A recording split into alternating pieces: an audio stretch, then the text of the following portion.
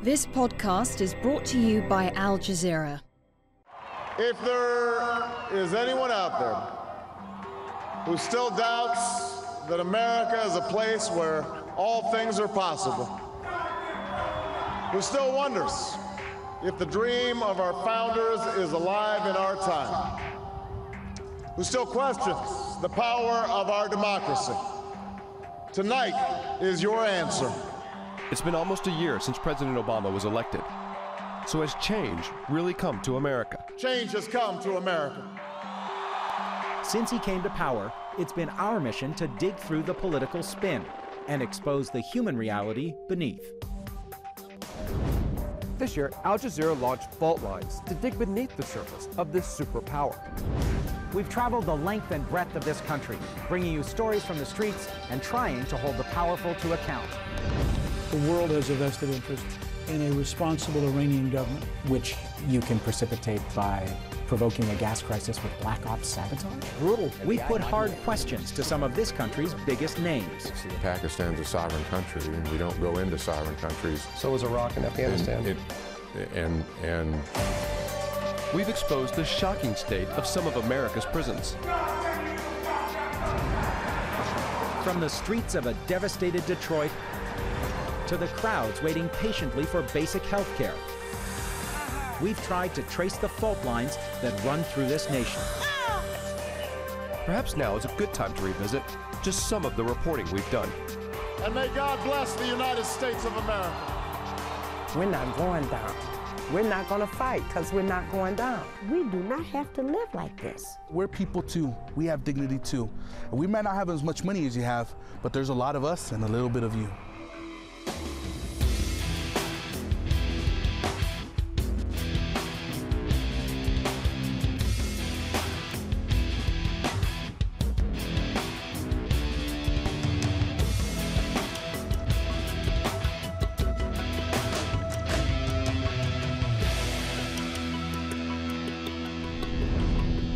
Because there is no force in the world more powerful than the example of America. In our very first show, Fault Lines took a close look at the policies the new government inherited from the Bush White House on detention, interrogation, and torture, America's so-called war on terror. I think people who think this is going to be a night and day difference between administrations are in for a rather upsetting reality. We found that in a surprising number of cases, the Obama administration has fought to continue or even to expand some of the key policies of the Bush years. The United States of America does not torture. This government does not torture people. And of course, for months, the new president resisted mounting pressure to bring those who committed and authorized torture to account. You know, I haven't been put out of business as a human rights lawyer. So, where are we now 9 months in? And what about that key question of accountability? Ground Zero in Manhattan. A massive crime scene invoked again and again since 2001 to justify 3 wars: Afghanistan, Iraq, and the transformative concept of a global war on terrorism. Today, new buildings are finally rising above the ground, emerging layer by layer in front of a constant crowd of onlookers. So too is the Obama administration's approach to the so-called war on terror. Rather than springing fully formed, it is an edifice under construction, with the whole world watching. It started with the stroke of a pen. Just days after taking office, Obama signed a series of executive orders banning torture, shutting down the CIA's network of secret prisons, and closing the U.S. detention center at Guantanamo Bay within a year. All right. You know, an executive order is great, but these concepts now are, embedded in the architecture of our laws, and they're not easily dislodged. Maybe the devil is not in the details, but in the big picture. Rendition is still an option for the U.S. government. Bagram is still a legal limbo, with the administration fighting to keep it that way. There are thought to be some 600 prisoners there, many of them held for years without any legal process. But no one knows the details, since lawyers and human rights groups are not allowed in. We have Obama's Guantanamo at Bagram, and we have Obama's Iraq and Afghanistan. Will the Obama administration change these conditions? Not immediately. In fact, a Bush-era $60 million expansion of the prison is going ahead, expected to more than double its capacity. In recent weeks, the Pentagon has said it's working on new guidelines that would allow prisoners at Bagram to challenge their detention.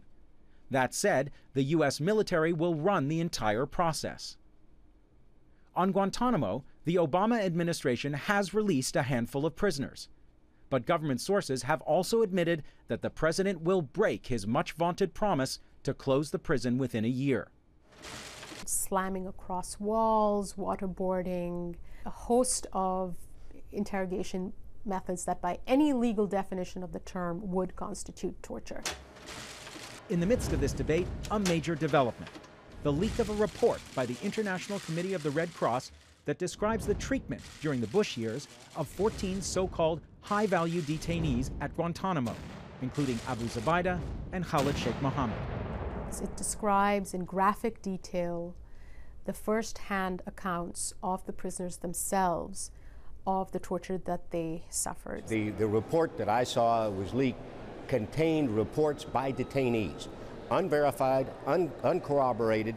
Every al-Qaeda operative is trained to allege torture. They allege it very well. They're schooled in it. And the ICRC report apparently repeated those allegations. The ICRC label of torture has raised the stakes in the debate about accountability for possible war crimes in the Bush years. I wanted a take from someone who had served in Bush and Cheney's White House. Former Deputy Secretary of State Richard Armitage agreed to meet me and submit to my gentler form of interrogation. Did the United States torture people during the Bush administration? These reports of waterboard have been acknowledged, and as far as I'm concerned, that's torture. You were in the administration at the time? Yes, I was in the administration. You knew that there was waterboarding going on? No, I did not. If torture is against the law, and you say that the United States tortured, waterboarding specifically, that that's a crime and surely it should be prosecuted. You're using terms like surely this and surely that. I happen to prefer the formulation used by our president, where he says that he's much more interested in reconciliation and correction of these problems. He wants to be a forward-looking man, and that's where I am.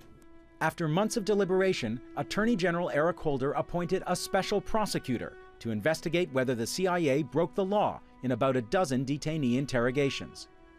However, the parameters are narrow, the architects of the program are unlikely to be scrutinized, and the whole process has been panned by human rights groups. Barack Obama says he wants to restore America's standing in the world, but as his policies are tested in the courts and in the crucible of public debate, it's becoming clear that beautiful words will not be enough.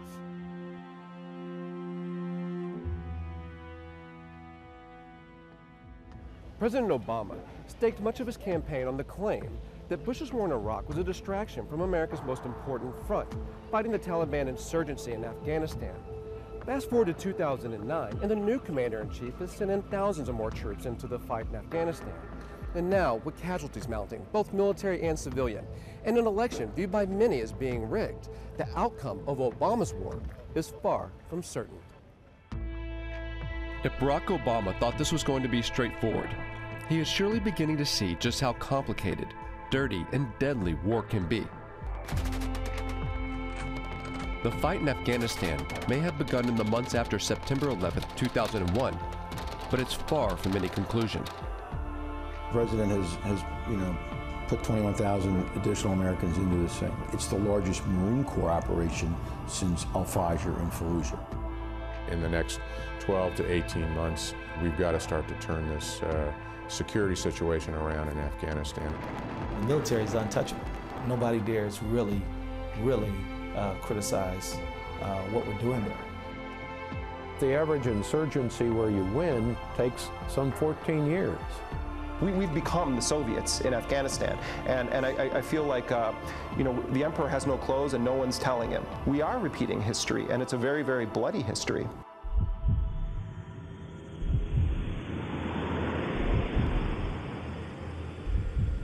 These men are the leading edge of Obama's so-called surge policy, a mass deployment that nearly doubles the number of U.S. troops in Afghanistan to 45,000. Fault Lines is flying out with these soldiers at the invitation of the American military to embed with U.S. forces. You can't surge personal relations, you can't surge trust, you can't surge cooperation. General Nicholson, a veteran of the Battle of Fallujah in Iraq, he's keen to follow the Washington line on his mission. What's your objective here? Is it to crush the Taliban? No, it's the people. It is to secure the people and crush any Taliban who get in the way of that mission. This was supposed to be a Taliban stronghold. The Marines expected a big fight. But after they landed, they said the Taliban disappeared like ghosts. They went to ground, which makes the first part of the Marines' mission to clear it easier. But raises the question, how do you ever defeat an enemy that you can't actually fight? Now they realize we use that road a lot, so they went ahead and they IED'd the shit out of it, I guess, from what a local just told us. So The way Washington has chosen is a so-called counterinsurgency strategy, shifting focus from killing the enemy to winning the trust of the populace. Diplomacy over military. All right, we got a possible IED out on the road there. The engineers are taking a look. He got a hit with the minesweeper about that big. 1 minute! But the reality on the ground tells a different story. Operations so far have been almost exclusively military, and the death toll is rising fast. Not just for troops, but for Afghans too. In the first 6 months of 2009, 1,000 civilians were killed in the fighting. To Afghans looking on, this is solely a military presence, and almost entirely a white, Western presence as well. So far, it's not going according to plan. The man on the ground, General McChrystal, has already asked for more troops, but President Obama has been hesitant to commit more U.S. soldiers. The push came during the brutal summer months to secure helmet for the upcoming elections. The problem, turnout in those elections was extremely low, and with allegations of vote rigging and the result still being contested, Obama's Afghanistan policy is suddenly looking shaky. But what I actually think is happening is that the president wants to be quote-unquote successful and relies on people who's supposed to know to help guide the policy, and many of them are deeply entrenched in the status quo, which is heavy emphasis on military solutions. And the United States is repeating a mistake that was made by the British, made by the Russians, and why do we think we're going to succeed? What, we're somehow smarter than other empires that tried to do it? No.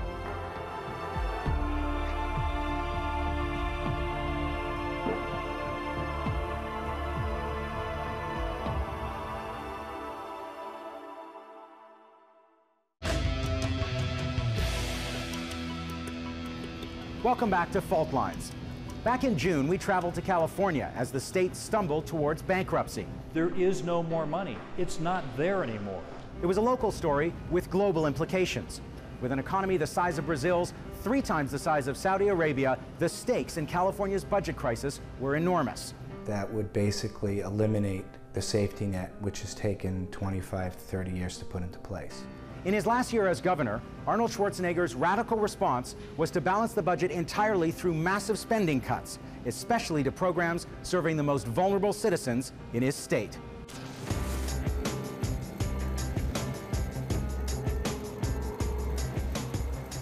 As the biggest state of the United States and its economic engine, California is used to leading the way.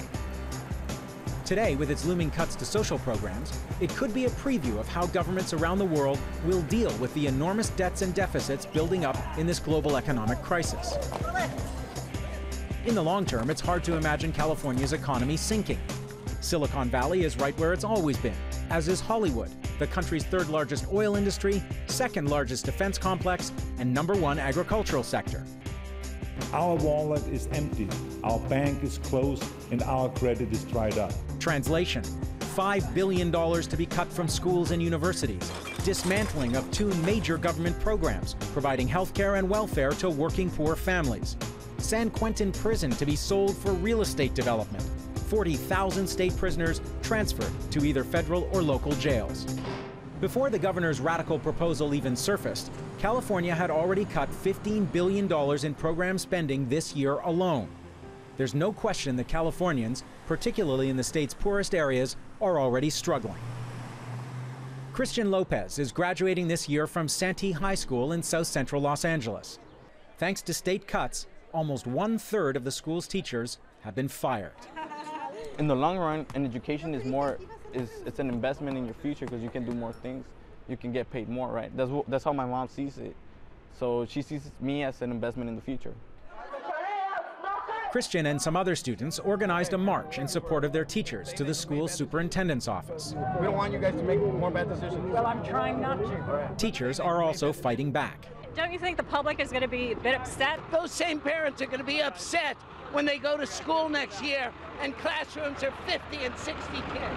Healthcare and social services are the next largest expense and the next on the governor's chopping block.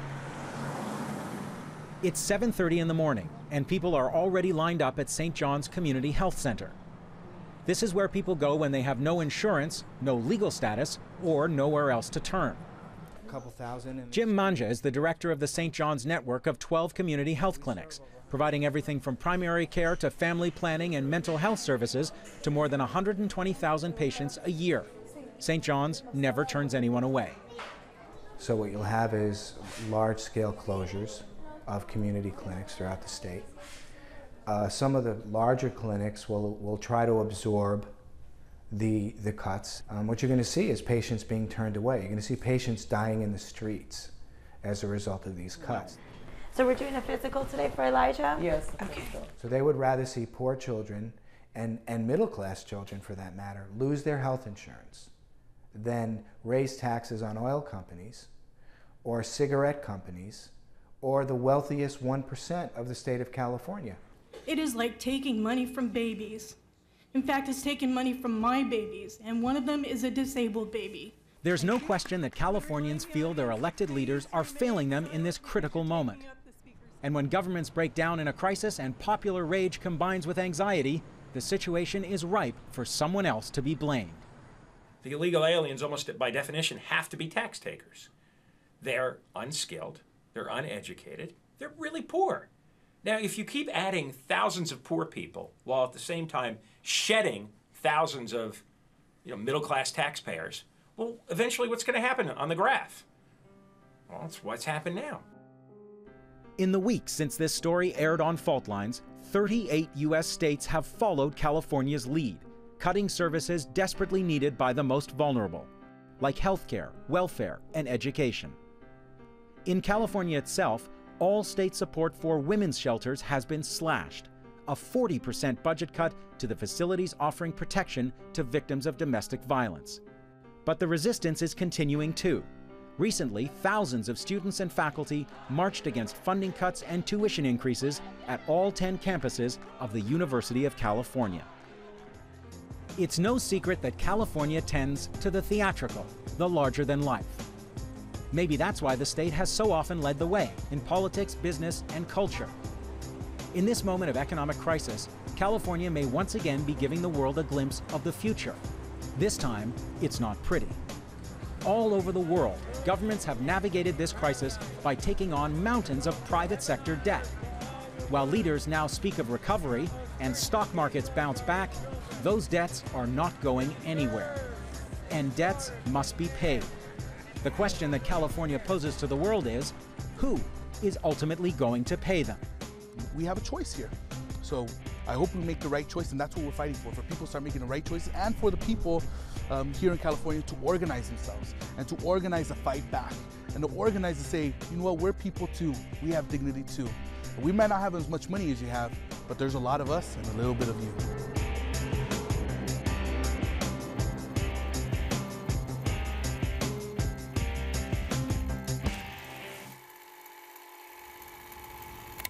Many in this country describe the wars in Iraq and Afghanistan in similar terms as Al-Qaeda and the Taliban, as spiritual wars of the highest magnitude.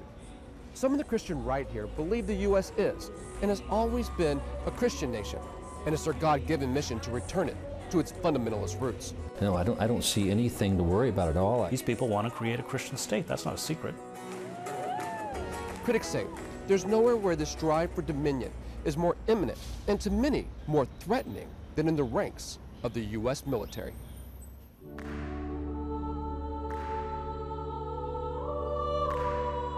They're looking at the mission of the United States military as very literally fighting a crusade. It's not a metaphor for them. They believe that they are in a spiritual battle that is equated to physical battles. One officer told me, he says, there's angels and there's demons, and we are fighting demons.